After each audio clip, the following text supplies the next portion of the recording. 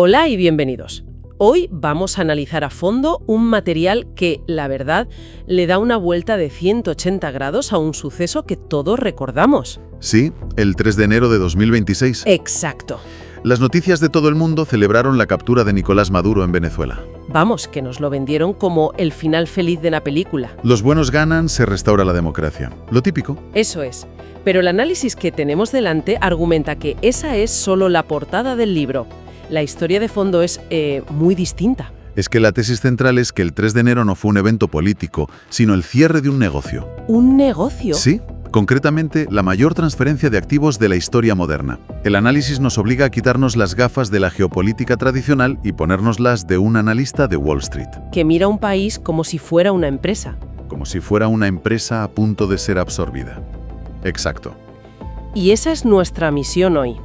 Vamos a desgranar esa perspectiva, a entender cómo, según este documento, lo que parecía una intervención por la libertad fue en realidad una adquisición corporativa. Planificada al milímetro además, durante años.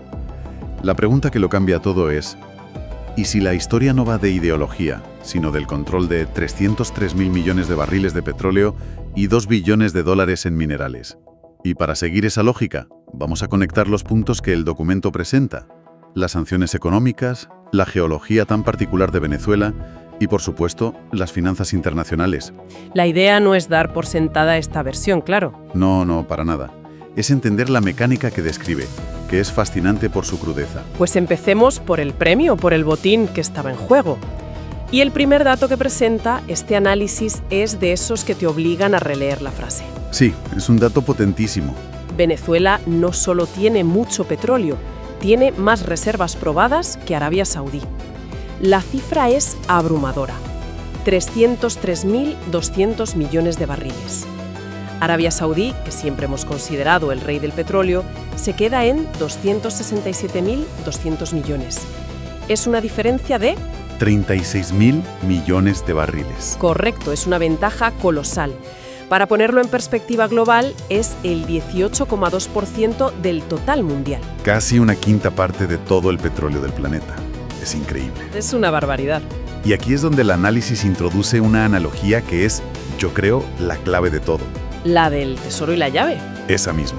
Venezuela tenía el cofre del tesoro, pero Estados Unidos tenía la única llave que podía abrirlo. Expliquemos esto un poco. Pues mira, el tesoro es ese mar de petróleo que está concentrado sobre todo en la faja del Orinoco. Pero no es un petróleo fácil. No es el crudo ligero que sale casi solo. Para nada. Es crudo pesado o extrapesado. A temperatura ambiente tiene la consistencia del alquitrán. Como la brea. Imagínate, no fluye. Es un material denso, muy complejo de extraer y sobre todo de procesar. No puedes meterlo directamente en una refinería convencional y esperar que salga gasolina. Y ahí es donde entra la llave. Para convertir ese alquitrán en productos útiles, en gasolina, en diésel, necesitas refinerías muy especializadas. Con una tecnología muy concreta, sí. Unos procesos de coquización y de mejora muy avanzados. Y resulta que la mayor concentración de estas refinerías en todo el mundo no está en Venezuela, sino de Estados Unidos. Se construyeron durante décadas precisamente para procesar los crudos pesados que venían de México y de la propia Venezuela. O sea que era una simbiosis. Casi perfecta.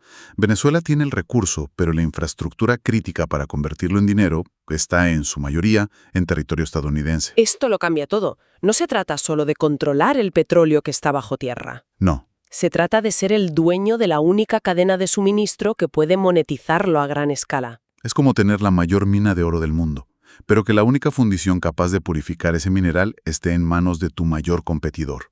Es una dependencia total. Y según la tesis que exploramos, con el cambio de régimen, Estados Unidos ya no solo tiene la llave. Ahora se queda con el cofre entero.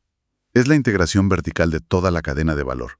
Un negocio redondo. Vale, y cuando crees que el premio no puede ser más grande, aquí es donde la cosa se pone realmente interesante. Sí, porque el petróleo, por increíble que parezca, es solo el principio. El documento nos habla del Arco Minero del Orinoco, una zona inmensa y lo que hay debajo es de ciencia ficción. Empecemos por el oro. El análisis habla de 7.000 toneladas. 7.000. 7.000 toneladas. A precios actuales, esos son unos 200.000 millones de dólares, solo en oro. Es una barbaridad. Para que la gente se haga una idea, eso colocaría a Venezuela entre las mayores reservas mundiales, a la altura de potencias como Alemania. Exacto. Y eso es solo el oro. Luego está el coltán, ese mineral del que todo el mundo ha oído hablar, pero pocos saben para qué sirve. Es vital para los condensadores de nuestros móviles, los portátiles, bueno, de casi toda la electrónica moderna. Pues bien, se estiman unos 100.000 millones de dólares en coltán. ¿100.000 millones? Y lo fascinante aquí es el contexto estratégico. El coltán ha sido tradicionalmente un mineral de conflicto, muy asociado a la inestabilidad del Congo. Claro, con todos los problemas humanitarios que eso implica. Justo. La aparición de una fuente masiva y estable en el hemisferio occidental, controlada por empresas occidentales, sería un cambio tectónico para toda la industria tecnológica. Y para rematar el tesoro, las tierras raras. Las tierras raras. 300.000 toneladas métricas. Los ladrillos de la economía del siglo XXI. Vehículos eléctricos, turbinas eólicas, sistemas militares, todo depende de ellas. Aquí la perspectiva que se aporta es crucial. China controla actualmente cerca del 80% del procesamiento mundial de tierras raras. Es una palanca de poder geopolítico inmensa. Totalmente. Occidente lleva una década buscando desesperadamente una alternativa para no depender de Pekín. Y el argumento es que Venezuela no es una alternativa más. Es la solución. Es la solución definitiva a un problema estratégico de primer orden. De repente tienes tu propia cadena de suministro al lado de casa. Ahora bien, el propio documento introduce un matiz muy importante. Y me parece honesto que lo haga. Sí, Dice que todas estas cifras sobre los minerales no han sido verificadas por auditores occidentales desde 2009. ¿Qué significa eso? Que podría ser todo humo. significa que hay un riesgo de información, pero un riesgo calculado. Abre dos posibilidades. La primera, claro, es que las cifras estén infladas por el gobierno venezolano para atraer inversores. Lo cual es posible. Desde luego, pero la segunda, y la que parece más probable según la lógica del análisis, es que las cifras sean correctas, o incluso conservadoras. ¿Y eso qué implicaría? Pues que Venezuela ha estado literalmente sentada sobre un tesoro sin poder sacarlo, sin la tecnología ni el capital para monetizarlo. Y ahora, alguien con esa tecnología y ese capital está a punto de hacerlo. Para un inversor, la posible recompensa justifica de sobra la incertidumbre. Entendido. Tenemos un tesoro de valor incalculable por un lado y una llave para abrirlo por otro. Pero para que el plan funcione, el dueño del tesoro tiene que estar dispuesto a casi regalarlo. Esa es la clave. Y eso me lleva a la pregunta central de esta parte. ¿Cómo consigas que un país tan inmensamente rico acabe de rodillas desesperado? Aquí es donde la fuente describe lo que llama, de forma muy directa, un colapso diseñado. Diseñado, no casual. No, la tesis es que no fue fruto solo de la mala gestión o de la corrupción, aunque eso ayudó. Fue una estrategia de asfixia económica aplicada de forma quirúrgica a través de sanciones que atacaban puntos vitales de su industria. Vale, pues vamos a desglosar esa cronología del colapso. El primer movimiento que se señala es en agosto de 2017. Ahí empieza todo. Se prohíbe a la petrolera estatal, PDVSA, acceder a los mercados financieros de Estados Unidos. Y para una petrolera que vive de inversiones masivas y constantes, eso es... Es letal. Necesitan un flujo constante de capital para mantener las operaciones, para explorar, para reparar, que son costosísimas. Es como cortarle el oxígeno a un corredor de maratón. No se para en seco. Pero empieza a ahogarse lentamente. La producción, de hecho, cayó un 15% casi de inmediato. Fue el primer aviso serio. Siguiente paso, enero de 2019. El golpe ya es más directo. Se congelan activos por 7.000 millones de dólares. Claro, ahí ya no es que no puedas pedir dinero nuevo. Es que te quitan el que tienes en el banco para pagar las nóminas, a los proveedores, el día a día. El efecto tuvo que ser devastador. Lo fue. El resultado fue un desplome de la producción de otro 40%. La asfixia se acelera de forma brutal. Y solo 3 meses después, en abril de 2019, llega el ataque a la logística. Las sanciones secundarias al transporte marítimo. Que esto, desde un punto de vista estratégico, es un movimiento de ajedrez brillante. Brutal. Conviertes el petróleo venezolano en radiactivo. Ninguna naviera internacional, ninguna aseguradora, se va a arriesgar a que toda su flota sea vetada en Estados Unidos por un solo cargamento venezolano. Y entonces simplemente dejan de ir. Simplemente, Venezuela tiene el petróleo, pero no tiene barcos para sacarlo del país. La producción cae otro 25%. Ya están contra las cuerdas. Y entonces llega marzo de 2020, el que el documento llama literalmente el golpe de gracia, El killshot, sí. la prohibición de exportar diluyentes a Venezuela. Aquí volvemos a la química del petróleo pesado. Como dijimos antes, es como el quitrán. Para que fluya por los oleoductos desde los campos de producción hasta los puertos, hay que mezclarlo con un producto más ligero. Un diluyente. Que lo hace más fluido. Eso es. Sin ese diluyente... No puedes mover el crudo. Se queda atascado en las tuberías. Exactamente. Es como apagar el interruptor general de toda la industria petrolera del país. Fue un ataque quirúrgico al talón de Aquiles químico de Venezuela. El resultado final de toda esta secuencia es... Un desplome total. La producción total entre el año 2000 y 2020 se hundió un 82%. Pasaron de casi 3 millones de barriles diarios a poco más de medio millón. Suena muy cínico, pero desde un punto de vista puramente financiero, tiene una lógica implacable. Aún así, una pregunta. ¿La fuente no considera la posibilidad de que todo esto fuera simplemente una consecuencia de la mala gestión y la corrupción, y que las sanciones solo aceleraran un colapso que ya era inevitable? El análisis no niega la mala gestión, para nada. Al contrario, la ve como una vulnerabilidad clave que la estrategia explotó. O sea que fue el terreno fértil. Exacto. La lógica que presenta es la de un inversor hostil, de un fondo buitre. No compras una empresa cuando va bien y es cara. Esperas a que esté en crisis, con la dirección desacreditada y el precio por los suelos. Y entonces entras tú. Entonces entras tú a comprarla por 4 duros. La corrupción y la incompetencia crearon las condiciones perfectas. Las sanciones fueron la herramienta para precipitar la crisis y forzar la venta a precio de saldo. Un momento, porque todo esto suena a un plan increíblemente complejo y sobre todo a largo plazo. ¿La fuente llega a señalar quiénes son los arquitectos o los beneficiarios directos de este colapso diseñado? Sí, claro. Porque una cosa es que pase y otra que alguien lo haya provocado con nombres y apellidos. Señala a 2 ganadores clarísimos, las grandes petroleras estadounidenses. Y lo curioso es que llegaron al mismo punto siguiendo estrategias totalmente opuestas. A ver. Por un lado tienes a ExxonMobil, al que el análisis llama el que luchó. Recordemos, en 2007 Hugo Chávez nacionaliza el sector y expropia sus activos en Venezuela. Y Exxon se negó a aceptarlo. Emprendieron una batalla legal titánica en tribunales internacionales durante 17 años. No se rindieron nunca. Simplemente esperaron. Simplemente esperaron. Y según esta tesis, el 3 de enero de 2026, su paciencia dio sus frutos. De repente no solo estaban en posición de cobrar sus indemnizaciones multimillonarias, Sino de ser los primeros de la fila. los contratistas preferentes para reconstruir la industria que ellos mismos ayudaron a crear. Una apuesta muy largo plazo que les salió redonda. Y la otra cara de la moneda es Chevron. El que sobrevivió, lo llama el documento. Me gusta. Su juego fue lo opuesto. Mientras Exxon luchaba en los tribunales, Chevron negoció, aceptó las nuevas condiciones y se quedó en el país. ¿Aguantando el chaparrón? Aguantando, manteniendo la infraestructura, las relaciones, los contactos. Aparentemente perdían dinero año tras año. Pero esa estrategia les dio un conocimiento del terreno y unas relaciones que nadie más tiene. Y supongo que algo más. Y lo más importante, la petrolera estatal PDVSA les debe 3.500 millones de dólares, una deuda que durante años fue incobrable. Y ahora de repente es la primera que se va a pagar. Y supongo que no la cobrarán en efectivo. No, claro. La cobrarán en algo mucho más valioso. Barriles de petróleo futuros en condiciones muy ventajosas. Acuerdos de producción preferentes. 2 formas de jugar, el litigio y la supervivencia. Y a las 2 les salió bien la apuesta en el mismo momento. Es increíble.